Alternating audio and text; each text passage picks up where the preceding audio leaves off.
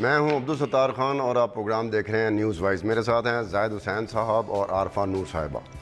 صادق سنجرانی پہلے تو پریشانی بنے رہے سابق وزیر اعظم میاں نواز شریف صاحب کی، وہ بھی پوچھتے رہے بندہ کہاں سے آیا، کون لے کے آیا، کیسے لایا گیا۔ پھر اس کے بعد موجودہ وزیر اعظم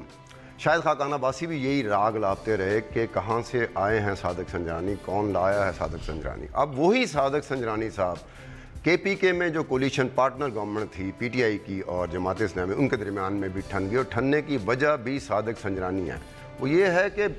جماعت اسلامی کے امیر مولانا سراج الحق صاحب نے کہا ہے کہ مجھے خیبر پختونخوا کے وزیر اعلیٰ پرویز خٹک نے کہا تھا کہ عمران خان نے ان سے کہا تھا کہ ہمیں اوپر سے آرڈر ملا تھا کہ صادق سنجرانی کو ووٹ دینا، میں تو صادق سنجرانی کو جانتا بھی نہیں تھا۔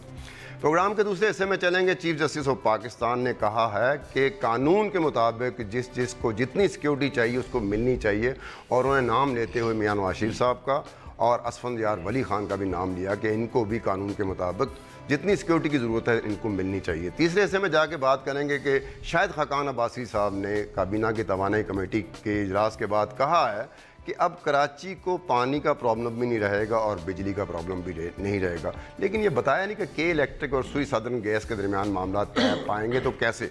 چلتے چلتے بات ہوگی افغانستان میں ایک دہشت گردی کی واردات پہ، 57 لوگ ہلاک ہوئے، آئیس نے ذمہ داری قبول کر لی۔ سب سے پہلے ہم چلتے اپنی ٹاپ سٹوری کی طرف۔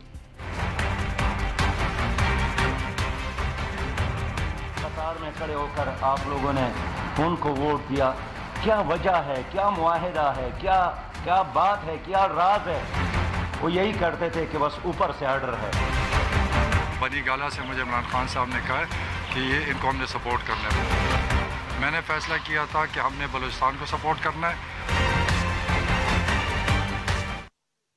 زاہد حسین صاحب، یہ اوپر سے آرڈر کو ہم کیا سمجھے کہ یہ اوپر سے آرڈر آیا، اوپر سے کسی نے کہا؟ یہ اوپر کون لوگ بیٹھے ہوتے ہیں جن کی طرف سیاسی قیادت دیکھتی ہے اور بہت سارے اپنے فیصلے جو ہوتے ہیں بڑے اہم فیصلے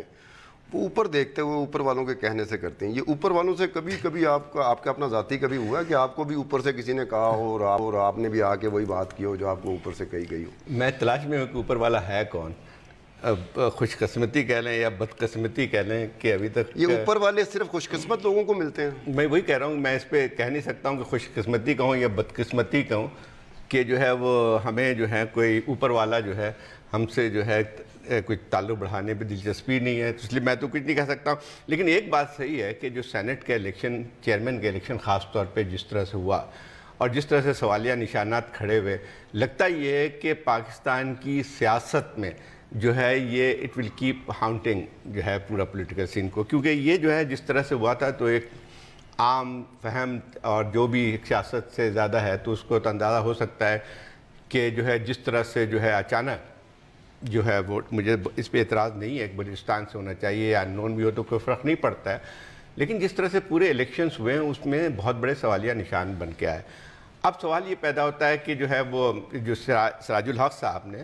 عمران خان کو کوٹ کرتے ہوئے کہا ہے کہ انہوں نے کہا ہے کہ اوپر سے آرڈر آیا، تو میں خالی وہ عمران خان صاحب سے پوچھنا چاہیے کہ اوپر کے آرڈر کہاں پہ ہیں۔ لیکن اس میں جو خاص بات ہے وہ یہ ہے کہ جو اس پوری چیز میں کہ سراج الحق صاحب جو کہ جماعت اسلامی کے سربراہ بھی ہیں، اور جماعت اسلامی جو ہے پی ٹی آئی کی جو ہے ایک الائی پارٹی ہے کے پی میں، حکومت میں 5 سال پورے رہی، اور نہ صرف 5 سال پورے رہی لیکن اس کے ساتھ ساتھ جو ہے ایک اور بات بھی تھوڑی سی کہ جو ہے وہ اس نے پورا فائدہ بھی اٹھایا جماعت اسلامی نے ایک سیاسی طور پہ،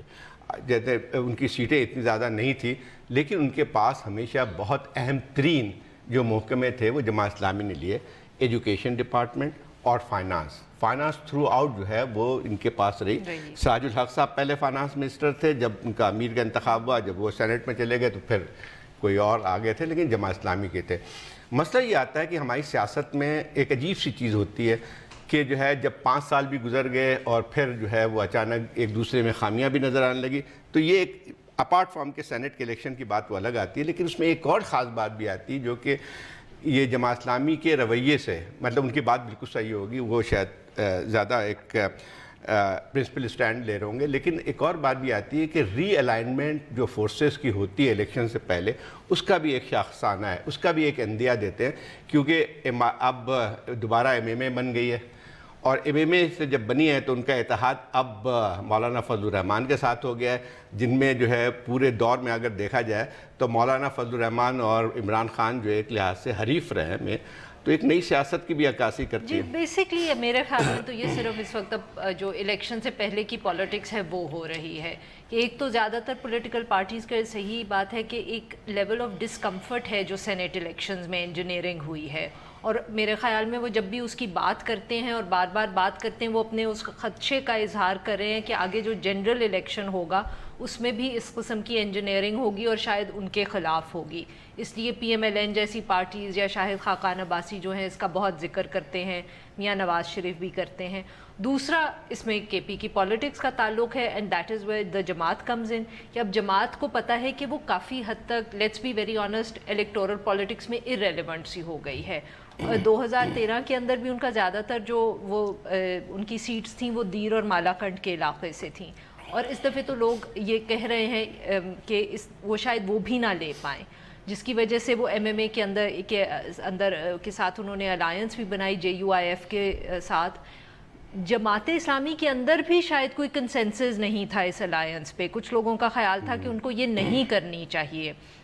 مگر پھر بھی وہ گئے کیونکہ نروسنس ہے ان میں، انہیں معلوم ہے کہ آگے جو الیکشن آ رہا ہے they will not do very well, اور جو بھی الیکشن ہوگا اس میں مین کمپٹیشن اس وقت خیبر پختونخوا میں سب پولیٹیکل پارٹیز کے لیے PTI ہی ہے، تو شاید یہ جو سب پولیٹیکل پارٹیز جو ہیں اس وقت جن کا جو اٹیک کر رہی ہیں PTI کو اور اس کی پالیسیز کو، اس کا تعلق جو ہے وہ الیکشن سے ہے۔ آپ کے کہنے کا مطلب یہ ہے کہ جو وقت کا چناؤ کیا انہوں نے، یہ بات تو سندران جی کے انتخاب سے پہلے کی بات ہے کہ جب پرویز خٹک نے ان کو بقول ان کے وہ الیکشن سے پہلے ہی کہا ہوگا نا، سینٹ کے چیئرمین کے انتخاب سے پہلے ہی کہا ہوگا نا، اگر کہا ہوگا پرویز خٹک نے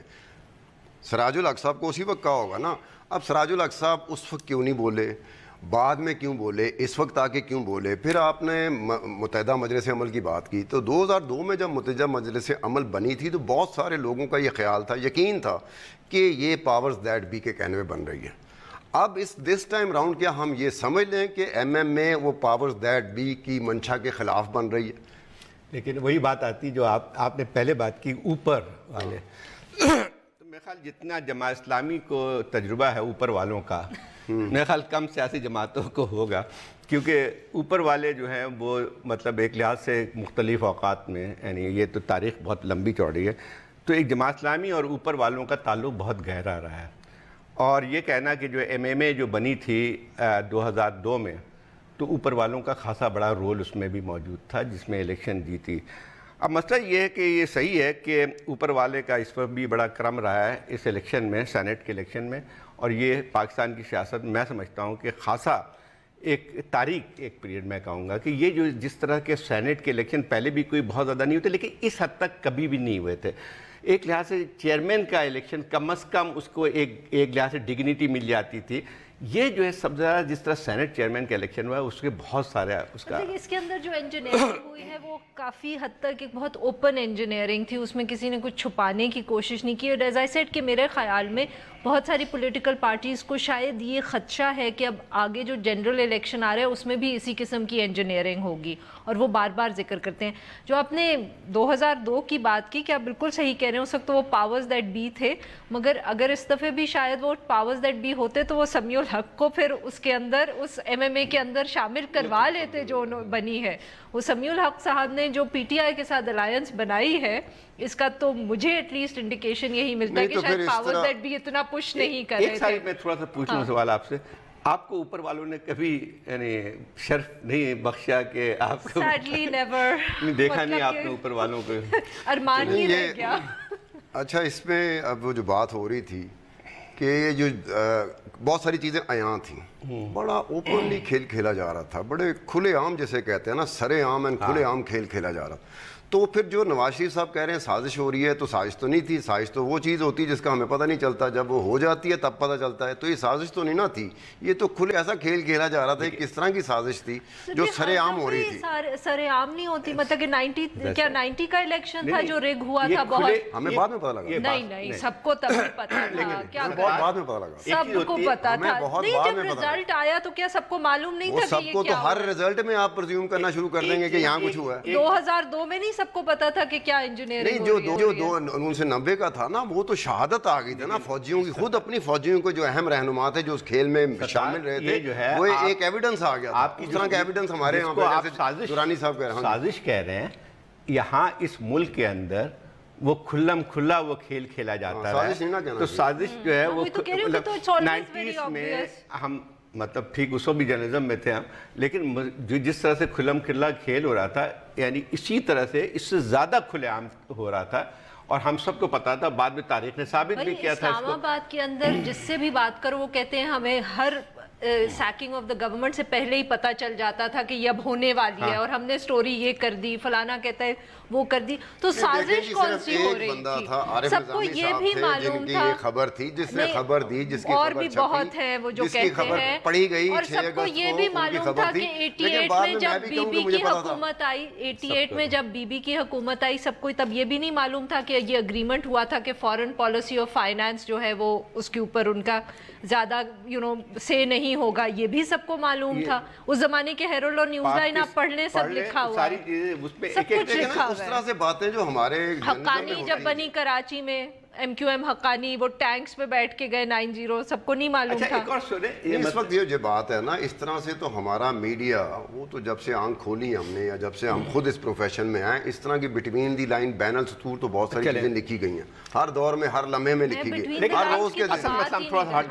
असल बात ये है कि थोड़ी सी इस पे कर लें कि जो पाकिस्तान में जो ऊपर वालों की सियासत है इतनी ज़्यादा इंटीग्रेटेड हो गई है कि अब जो है लोगों को बाज़ दफ़ा लगता है ये है कि टेकिंग फॉर ग्रांटेड भी हो गई है। अब जो है ये जो बात साहब ये नहीं हो सकता कि नीचे वाले आपस ही डाल जाएं ताकि ऊपर वाले की पोजीशन आ रहे,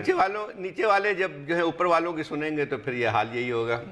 अपने वक्त में तो नीचे वाले कभी कोई बन जाते हैं, कभी कोई बन जाते हैं। देखे ना, जब से 88 से लेके 97 तक 4 हुकूमतें आपने गिराई थी 58(2)B के कह के, तो जिसकी हुकूमत फारग की जाती थी ऑब्वियस होता था कि दूसरे की हुकूमत। हम 90s की बहुत बात कर रहे हैं ना, 90s के जो वाक़या हुआ था तो उसको खेलने वाले कौन थे ऊपर वालों का?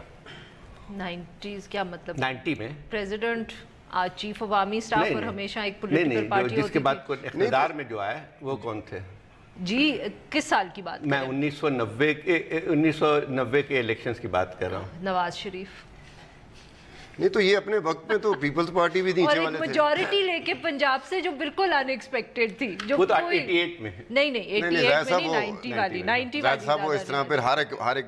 मुस्तफीद होता रहा। ऊपर वालों का कर रहे हैं, नवाज शरीफ भी ऊपर की बात कर रहे हैं, पीपल्स पार्टी भी ऊपर वालों से बात करती थी। तो बस एक ऊपर की सियासत जो है इस मुल्क के अंदर जो है वो तो हमें मान लेना चाहिए ना, फिर हम हमारे लिए अचंभे वाली बात नहीं होनी चाहिए कि ऊपर वाली, या तो पहली दफा हो रहा ना कि हम ऊपर देखें ऊपर वाला कौन है, जब हमें पता है फ्रॉम द डे वन ऊपर वाला कोई है। आपको इसलिए ज्यादा महसूस हो रहा है कि आपने ऊपर वालों ने आपके ऊपर जो भी कोई वो बख्शीश को कहते हैं ना, नहीं शायद इस दफे गुजर चुका है, पानी पुलों के नीचे से गुजर चुका है, वो भी आजमूदा लोगों पर मेहरबानी करते हैं, वो आजमाए हुए नहीं हो। पहले वो ये कहते हैं कि जनाब आपको पहले आजमाया जाएगा, आपको हुब्बुल का सर्टिफिकेट मिलेगा, फिर जाके आपके लिए ढूंढा जाएगा कि आपने ये करना है। वो तो इस तरह होता है, बाकी इन सबको एक एक वक्त में हुब्बुल वतन का भी सर्टिफिकेट देते रहे। शायद इस दफे फर्क ये है कि इतनी ज्यादा इंजीनियरिंग सेनेट के इलेक्शन में नहीं हुई। होती है इंजीनियरिंग होती है, but you look at the power centres and you से जनरल इलेक्शन में होगी, हुकूमत कौन बनाएगा उसमें इन्वॉल्वमेंट होगी। सेनेट का इलेक्शन अमूमन इतना अहम नहीं होता कि उसमें इस लेवल की इंजीनियरिंग हो जो इस दफे हुई है, जो वही मैं कह रही हूँ ना, क्योंकि अमूमन होती नहीं है। सेनेट को एस्टैब्लिशमेंट की टाइमिंग के बारे में हम लोग कोई कभी अंदाजा नहीं लगा सकते, मगर इस दफे उन्होंने इसको भी नहीं बख्शा। सो I think that is the issue और इसकी वजह से बहुत ज्यादा ब्रेक लेने का मुझे कहा जा रहा है। फिर एक पॉइंट था जिसको अगर मसला ये थी, तमाम तनाज़े जो खड़े हो गए सेनेट के इलेक्शन गिर, मतलब इमरान खान ने 20 अपने लोगों को निकाल दिया और उन्होंने साबित किया कि खरीद फरोख्त, इसके बाद सेनेट इलेक्शन भी चेयरमैन का इलेक्शन, तो फिर इस सेनेट की हैसियत क्या होगी? क्या इलेक्शन कमीशन इसके बाद एक्शन ले सकता है? इलेक्शन कमीशन ऑफ पाकिस्तान की बात कर रहे हैं, उनसे हम एक्शन की तवक्को कर रहे हैं। बहरहाल हम जाएंगे, चीफ जस्टिस ऑफ पाकिस्तान ने कहा है कि कानून के मुताबिक जिसको जितनी सिक्योरिटी की ज़रूरत है उससे दी जाए। इस पर बात होगी एक छोटी सी ब्रेक के बाद।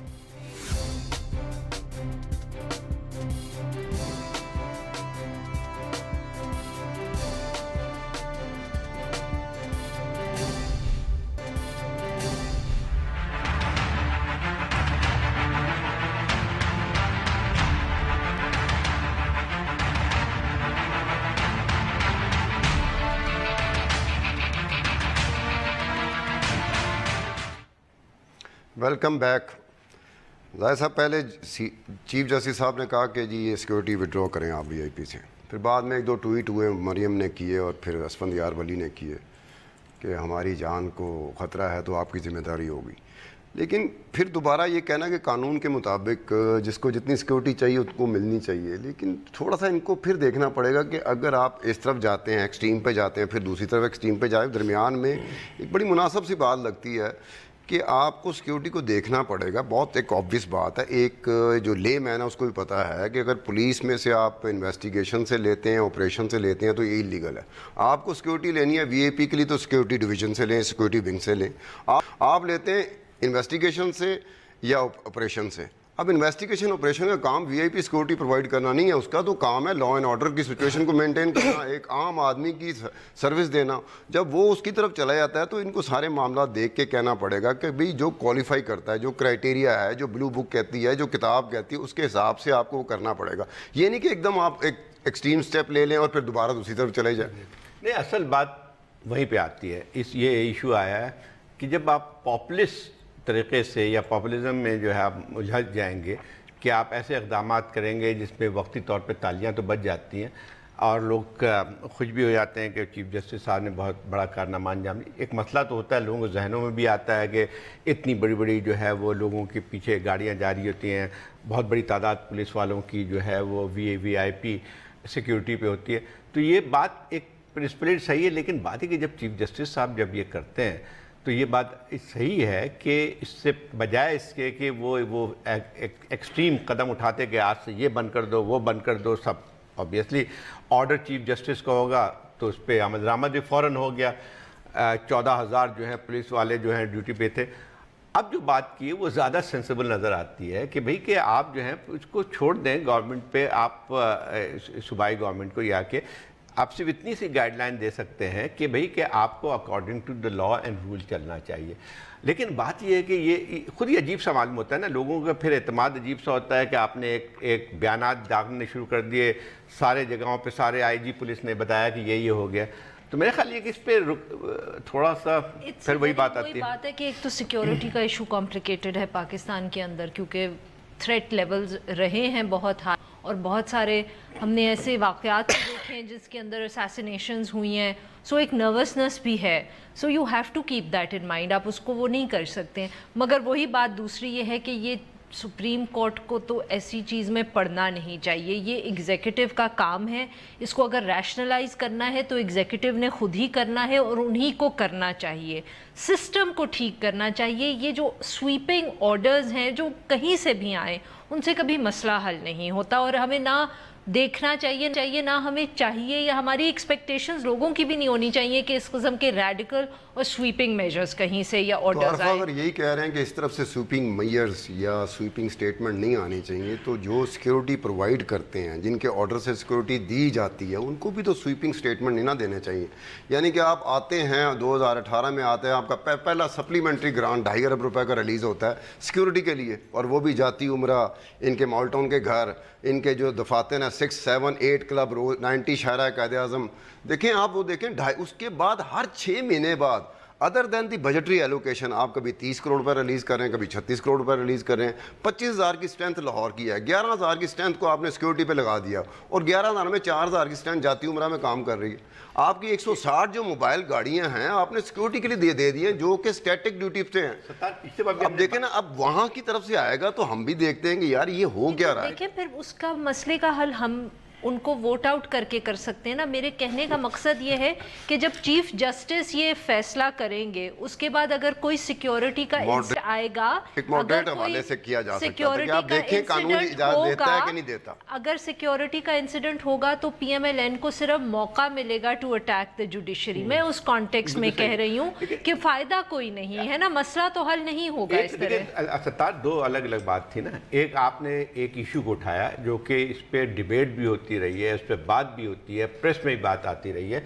کہ جو ہے ٹھیک ہے, ایک تو سیکیورٹی لازم ہوتی ہے, جیسے آپ بات کریں گے یہ دور جو ہے وہ دوسرا دور ہے. مطلب اگر اسفندیار ولی کے اوپر سے اگر سیکیورٹی ہٹائی جاتی تو غلط بات ہوگی. ایک شخص اسفندیار ولی نہیں، سوری میں اگر ایک اور ایگزامپل ایڈ کر دوں، ڈون میں ایک سٹوری چھپی تھی جس کے اندر انہوں نے لاہور کے جو ایڈیشنل اور سیشنز ججز تھے وہ کہہ رہے تھے کہ ہمارے کورٹ رومز کے باہر جو ایک پولیس کا وہ گارڈ کھڑا ہوتا ہے وہ بھی ودرا کر لیا. اب ان کی بھی سیکیورٹی ایک ایشو تو ہے نا. بات آپ کی ٹھیک ہے، مجھے ایک بریک لینی ہے، لیکن بریک سے جاتے جاتے ایک میں بات کروں گا کہ غلام بلور صاحب تھے فیڈرل منسٹر ریلوے کے. جب وہ فیڈرل منسٹر نہیں رہے تو ریلوے کے کانسٹیبل اور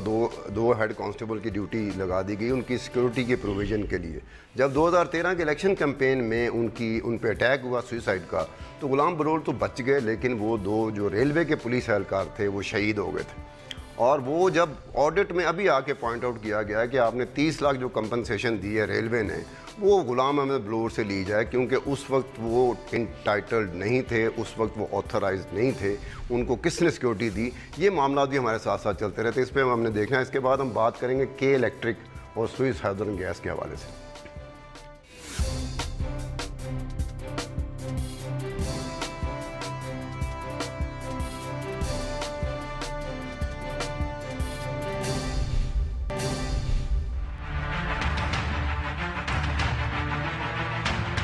پانی آنے کی بات کرتے ہو، دل جلانے کی بات کرتے ہو. ہم نے 4 دن سے منہ نہیں دھویا، تم نہانے کی بات کرتے ہو. جو کہ الیکٹرک اور سوئس ہیدرن کے مسائل تھے تو الحمدللہ وہ مسائل بخوبی حل کر دیے گئے ہیں، اور آج سے سوئس ہیدرن جو ہے وہ بحال کر دے گا گیس کی سپلائی کی الیکٹرک کو، تاکہ وہ اپنی پوری جنریشن کر سکیں. ایک مرتبہ پھر پروگرام میں خوش آمدید زاہد حسین صاحب. اچھا آپ نے مجھ سے چھوڑ دیا ایشو کا مسئلہ. میں نے حل نہیں کروایا، کسی اور نے حل کرایا. خیر مسئلہ یہ ہے کہ چلے خیر سے جو ہے پرائم منسٹر گئے ہیں اڑ کے کراچی مسئلہ حل کرنے، آپ مذاق نہیں سارے پہنچے ہوئے ہیں. شہباز شریف صاحب نے کہا میں حل کروں گا، پھر خاقان لغاری بھی تھے، عابد شیر علی بھی تھے، دی انٹائر فیڈرل کیبنٹ. لیکن اس میں میرے خیال یہ کہ ایک خالی جو ایک پازیٹیو چیز ہے کہ جو کراچی کے اندر جو پروٹیسٹ ہوا اس نے لوگوں کو چوکنا ضرور کر دیا. لیکن اصل جو مسئلہ آتا ہے، ٹھیک ہے یہ ایک حد تک جو ہے مسئلہ ریزالو ہو گیا. مسئلہ یہ اس طرح سے ریزالو ہوا ہے کہ سوئس ہیدرن کی شکایت یہ تھی کہ جو ہے وہ ان کو پوری طرح گیس نہیں مل رہی ہے. تو آج انہوں نے پرائم منسٹر صاحب نے، یہ ایک عجیب اس ملک کا کوئی انسٹیٹیوشنل چیز نہیں ہوتی، جب پرائم منسٹر صاحب نے آرڈر کیا تو ساری رکاوٹیں دور ہو گئی. اب انہوں نے جو ہے وہ ایگری کر لیا ہے کہ جو 132 یا 134 MGD جو ان کے پیمانہ ہے اتنی گیس ان کو ملے گی. تو ٹھیک ہے ایک جو کرائسس اس لحاظ سے ختم ہو گیا ہے کہ جو ہے وہ جو جنریشن کی ہوگی. لیکن اصل مسئلہ جو آتا ہے وہیں کا وہیں ہے. یہ ایک پیچ اپ جاب ہے، ورک ہے، جس کے جو ہے جب تک ایک پرماننٹ اس کا آپ حل نہیں تلاش کریں گے اس قسم کی کرائسس جو ہے آتی رہیں گی. خاقان عباسی صاحب نے صحیح کہا ہے، اور لیکن کہ جو ہے جب تک یہ جو ہے ادائیگی نہیں ہوگی بلوں کی، جب تک جو ہے لوڈ شیڈنگ جاری رہے گی. بہت عقل مندی کی بات کی ہے، لیکن یہ کہ ایک کامن نالج کی بھی چیز ہے. نہیں بٹ اس کے اندر جو شاہد خاقان عباسی صاحب نے بات کی انہوں نے یہ کلیریفائی نہیں کیا. انہوں نے یہ امپریشن چھوڑ دیا کہ جیسے صرف ہم جیسے لوگ ہیں جو بل نہیں دیتے، کیونکہ جو میجر ڈیفالٹ بلز پہ ہوتا ہے وہ بہت سارے گورنمنٹ انسٹیٹیوشنز کا بھی ہوتا ہے، جس کی وجہ سے سرکولر ڈیٹ بلڈ ہوتا ہے. اب who is now going to convince them to pay the bill? کے الیکٹرک جو ہے وہ اگر کسی علاقے کے اندر کوئی بجلی نہیں چوری کر رہا ہے یا بل نہیں پے کر رہا ہے تو وہاں تو وہ لوڈ شیڈنگ کر لیں گے، لیکن اس بہت مائنیوٹ ہوتا ہے اس کا جو کمپیئر دی ایبسولوٹ سمز. تو مگر جو گورنمنٹ انسٹیٹیوشنز ہیں جو بلز نہیں پے کر رہے، جو اسلام آباد میں بھی پرابلم ہوتا ہے فال پلیسز، تو اس کا ان کے پاس ابھی تک کوئی حل نہیں. ایک دیکھیں اس کی مثال کراچی کی دیکھ لیں نا، ابھی جو اس کے ساری چیزیں کھل کے سامنے آ گئی نا اس کرائسس کے دوران کہ KWSB کے جو ہے وہ اربوں روپے کے جو ہے بل موجود ہیں، یہ اس کو لوگ نہیں دیتے ہیں. اور صرف اس کی بات نہیں ہے، جتنے گورنمنٹ کے اور بھی ادارے جو ہیں ان کی بھی بل کا مسئلہ یہی بن کے آتا ہے. ایک زمانے میں جو ہے اس چیز کا حل تلاش کیا گیا تھا کہ سورسز سے وہ کٹ جائے گا، لیکن وہ ایک پولیٹیکل ایشو بن گیا. اور جو ہے جب بھی کسی کے سورس سے، جیسے فرض کیے کہ سندھ سے جب بل نہیں آ رہا ہے تو اس پہ جب یہ کاٹا گیا تو اس پہ ایک احتجاج یہ ہوا کہ بھئی کہ انہوں نے جو بل جو ہے وہ غلط بھیجے ہیں ہمیں. تو وہ وہی کا وہیں رہ گیا، کیونکہ ایک سیاسی طور پہ ایک جب تک اس کے اوپر سارے لوگ متفق، سیاسی پارٹیاں اور صوبائی حکومتیں جو ہیں اس کے اوپر متفق نہیں ہوں گی، مسئلہ یہیں کا یہیں ہوگا. 5 سال پہلے پھر ہم بار بار یاد دلاتے ہیں آپ کو یاد ہے وہ جو بریفنگ ہوئی تھی اسی میٹنگ کی ہمیشہ یاد آتی ہے. پی ایم سیکریٹریٹ کے اندر نئے نئے نواز شریف صاحب پرائم منسٹر بنے تھے, ساری دنیا کے انہوں نے, ساری دنیا تو نہیں, سارے ملک کے صحافیوں کو بلایا ہوا تھا, لگتا پوری دنیا سے آئے تھے, ویسے ملک کے ہی تھے, سارے اینکرز تھے, ہم بیچارے 2-3 پرنٹ والے کہیں کونے میں بیٹھے ہوئے تھے, اور ایک بہت بڑی میز تھی. اور اس کے بعد مصدق ملک صاحب جو اس زمانے کے اندر انرجی کے ایڈوائزر تھے, انرجی کے تھے, انہوں نے ایک پورا پلان پیش کیا تھا, اور اس پلان کے اندر نہ صرف سپلائی اور ڈیمانڈ کی بات تھی, بٹ انہوں نے سرکولر ڈیٹ کی بھی بات کی تھی, ٹرانسمیشن سسٹم کو بھی امپروو کرنے کی بات کی تھی. مگر وہ دن گیا اور آج کا دن گیا. لیکن عارفہ ایک اور چیز بھی ہے, میں ابھی وہ ایف آئی اے کی انکوائری پڑھ رہا تھا کہ ایف آئی اے کی انکوائری میں انہوں نے کہا ہے کہ یہ جو ہے جو آپ بیچ رہے ہیں 66.4%, یہ آپ مت بھیجیں شنگھائی الیکٹرک کو. انہوں نے کہا ہے کہ جب تک کہ الیکٹرکس تمام اپنے ڈیوز واجبات 80 بلین اور لیٹ پیمنٹ سرچارج نہیں کریں گے, آپ اس کو روک دیں. اس کے بعد انہوں نے ایک اور پوائنٹ آؤٹ کیا, وہ سوئی سدرن گیس کے اوپر بھی انہوں نے کہا ہے کہ ان کے بھی پلنٹی لگانی چاہیے کہ in the absence of gas supply agreement یہ 12 سالوں سے کیوں دے رہے ہیں کہ الیکٹرک کو. اس کے بعد انہوں نے کہا ہے کہ جی ان کے جو اینول فائنینشیل اسٹیٹمنٹس ہیں ان میں ٹیلی نہیں ہو رہا. وہ کہہ رہے ہیں کہ جی 2011 سے 2013 کا جو کے الیکٹرک اینول فائنینشیل اسٹیٹمنٹ ہے, اس میں وہ کہہ رہے ہیں کہ 56 ارب کی ہم نے گیس خریدی ہے سوئی سدرن سے. تو سوئی سدرن کی اینول فائنینشیل اسٹیٹمنٹ کہتا ہے کہ 90 ارب کی ہم نے گیس بیچی ہے. وہ ایف آئی اے جا رہی ہے کہ جی نہ صرف کے الیکٹرک سے کہا جائے اور شنگھائی الیکٹرک کو روکا جائے, بلکہ سوئی سدرن کے اوپر بھی آیا جائے. مجھے ایک بریک لینے کا کہہ رہے ہیں, بریک لیتے ہیں, بریک کے بعد جائیں گے اور بات کریں گے افغانستان پہ جو ایک دہشت گردی کا حملہ ہوا ہے جس کی ذمہ داری آئی ایس نے قبول کی بھی.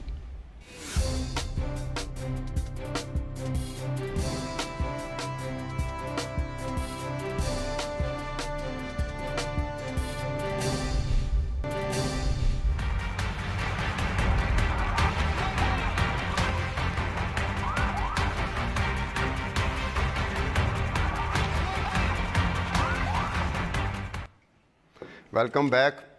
معاملہ یہ ہے کہ ایک جو اس میں یقین طور پہ خاصا ایک ٹریجڈی ہے کہ آپ الیکشن کے جو ان کا پروسیس شروع ہونے جا رہا تھا کابل میں, رجسٹریشن تھے, وہاں پہ حملہ ہوا ہے, اور یہ سارے کے سارے اس میں سویلین کیجولٹیز تھی. تو 2 چیزیں ہیں اس میں کہ جو پچھلے 2 سال میں جب سے وہاں پہ داعش کا وجود آیا ہے تو ایک خاص تبدیلی آئی ہے اٹیکس میں. پہلے جو تھی, جو طالبان جو اٹیک کرتے تھے وہ اس بات سے تھوڑا سا جو ہے پرہیز کرتے تھے کہ ایسی جگہوں پہ حملے نہ ہوں جس میں سویلین کیجولٹیز ہوں, کیونکہ ان کا نقصان ہوتا ہے, پبلک سپورٹ جو ہے وہ ختم ہوتی ہے. لیکن جو ایک نیا جو ایک وہاں پہ جس کو کہتے ہیں کہ ایلیمنٹ آیا ہے پورے افغانستان میں, جس کی وجہ سے وائلنس اور زیادہ شدید ہوئی ہے, وہ داعش کا وجود ہے. اور داعش جو ہے جتنے بھی پچھلے 1 سال میں جتنے بھی سب سے زیادہ خونخوار قسم کی جو حملے ہوئے ہیں, سوسائڈ بامبنگ ہوئی ہے اور جس میں سویلین کیجولٹیز ہوئی ہیں, وہ سب کی سب ذمہ داری جو ہے وہ داعش نے لی ہیں. اور اس کے علاوہ یہ بھی ہے کہ کافی وہ جو ایک پہلے کسی زمانے میں ہم بات کرتے تھے کہ اسپرنگ اوفینسو سے پہلے ایک ذرا لل آ جاتا ہے اور کم ہوتے ہیں اٹیکس کابل میں, اس دفعہ ان سردیوں میں ایسا کچھ بھی نہیں ہوا. اٹیکس جو ہیں وہ ہوتے رہے ہیں اور بہت کیا کہتے ہیں اگریسو قسم کے ویشس اٹیکس ہوتے رہے ہیں. مگر اس کا ایشو اب یہ ہے کہ اس کا امپیکٹ طالبان پہ کوئی پڑے گا کہ نہیں, کیونکہ کچھ لوگوں کا خیال ہے کہ اس کی وجہ سے طالبان کے اوپر بھی یہ پریشر ہوگا کہ وہ بھی ایکسٹریم سٹیپس لیں اگر ان کو اپنا سپورٹ نہیں لوز کرنا ہے. زید حسین صاحب ایک بات بتائیں کہ یہاں ہمارے پاکستانی کانٹیکسٹ میں کہا جاتا ہے کہ داعش جو ہے, آئی ایس آئی جو بھی ہے, وہ وہی بندے جو پہلے سے کسی نہ کسی دہشت گردی تنظیم سے منسلک تھے, وہی انہوں نے جوائن کیا. تو یہ اسی طرح سے بات یہ افغانستان میں پراپر طریقے کے اپلیکیبل ہے کہ وہاں پہ بھی ایسا ہی ہے کہ وہ جو پہلے سے کسی کے ساتھ منسلک تھے انہوں نے جوائن کیا. پاکستان کے بارے میں یہ بالکل صحیح کہا جا سکتا ہے کہ داعش کے لیے کوئی نئے لوگ نہیں تھے, بلکہ وہی جو آپ کی لشکر جھنگوی اور جو اس کے سیکٹرین آرگنائزیشن تھی, یا بعض لوگوں کو جو پہلے القاعدہ سے متاثر تھے انہوں نے جو داعش کی طرف دیکھنا شروع کیا. افغانستان میں اس سے تھوڑی سی مختلف صورتحال ہے. افغانستان میں یہ پیچھے سے وہ جو پیچھے تو میری آدھی بات رہ گئی جو ہے اصل بات, چلیں خیر آئندہ صحیح ہے, جو آپ کا ادھورا جواب ہے آئندہ اس کو مکمل ہونے کا موقع دیا جائے گا. مجھے زاہد حسین کو اور عارفہ نور کو کل تک کے لیے اجازت دیجیے. خدا حافظ.